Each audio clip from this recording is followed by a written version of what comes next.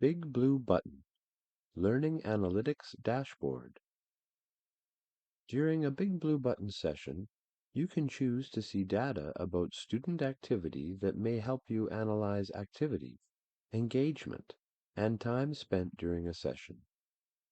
There are several views available, including the active users, activity score, timeline, and single user overview. If polls are used in the session, you will be able to see student responses, except for those polls where the responses were collected anonymously. To access this feature, go to Manage Users and click on Learning Analytics Dashboard.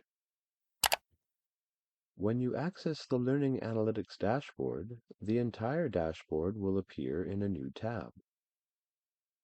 At the end of the session,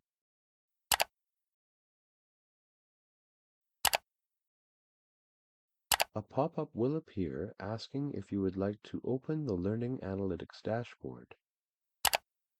At that point, you can take a screenshot and/or download the data as a CSV file within 30 minutes, if you wish.